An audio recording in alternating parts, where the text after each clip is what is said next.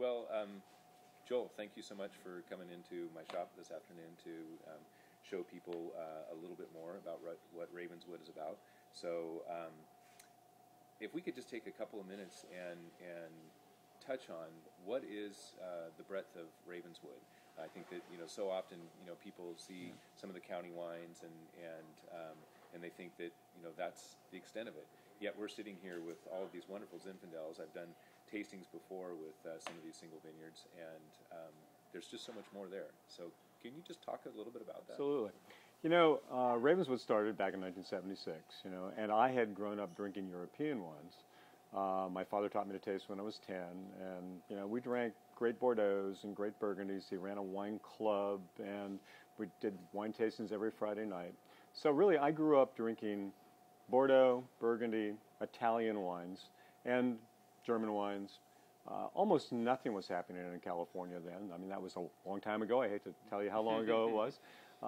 But I really sort of got the European heritage. I really got captured by what happened there. And what happens there? Well, they talk a lot about terroir, but more than talking about terroir, they actually label vineyards and wines with where they came from. So they've broken up Burgundy into lots of little pieces, and they've further broken it up into Grand Cru and Premier Cru and all the rest of that stuff.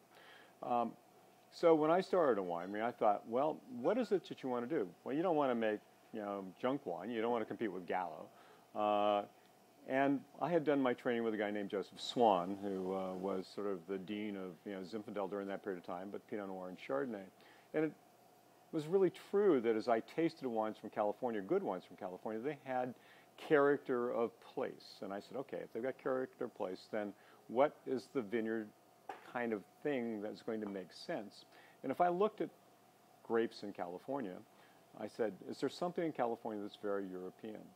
Well, what's very European in California, believe it or not, is the most California of all grapes, Zinfandel.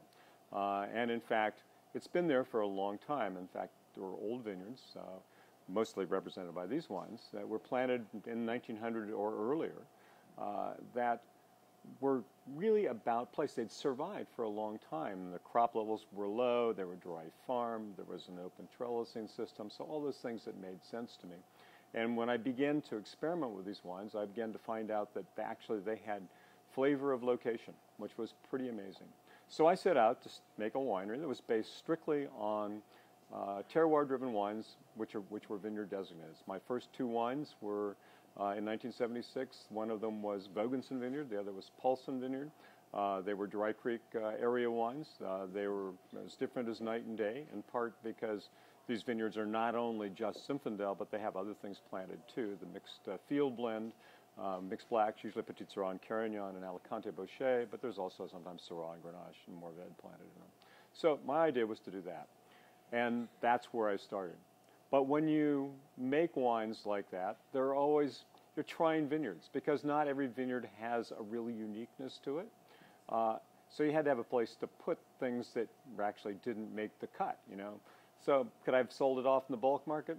Yeah, probably. But would that have been the most effective way to do it? Probably not. So I began making Sonoma County Old Vine Zinfandel, which was the lots that didn't make the cut for the wine I was trying to make for a particular vineyard, or they were lots that I wanted to try a vineyard, didn't work out, but it was still a great vineyard and nice wine, so I could put it into the county series wines.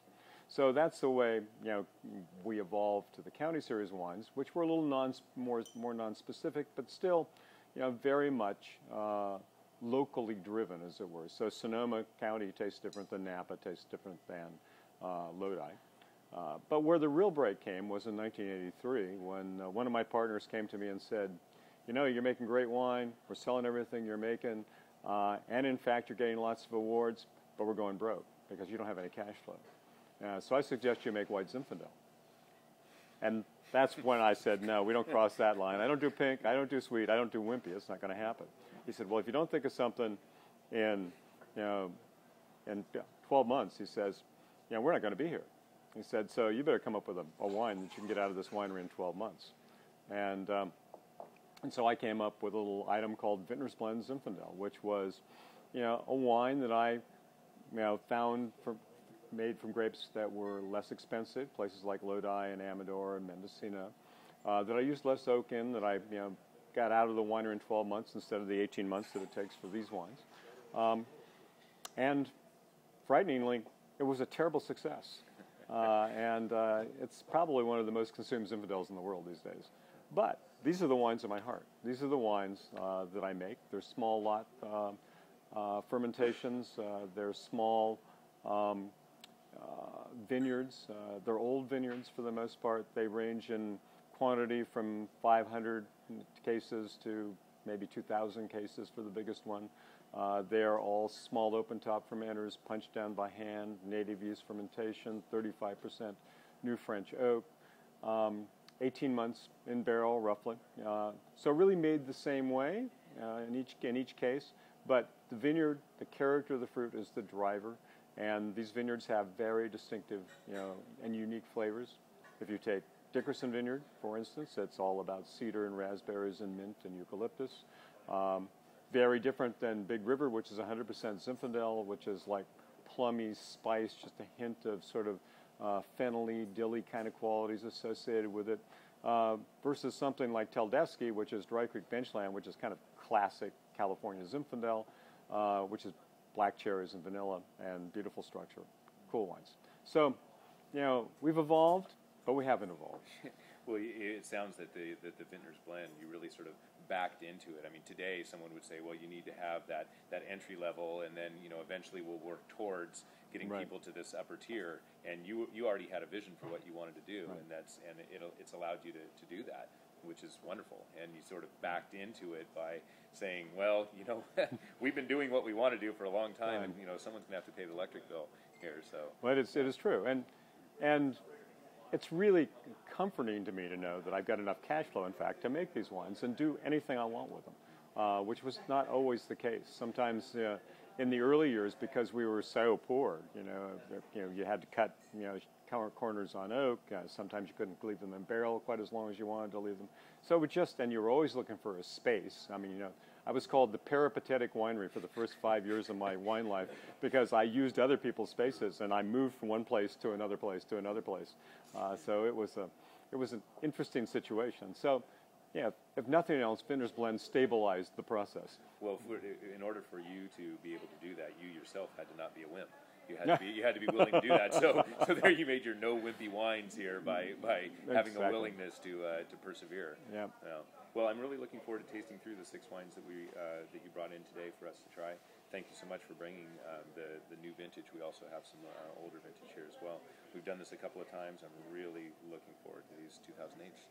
So great vintage. You will really enjoy them. Low crop levels, so a little bit more intensity. Connoisseur's Guide, and I'm not fond of quoting writers necessarily, but this year they said that the 08 vintage was the best effort they'd seen from Ravenswood yet.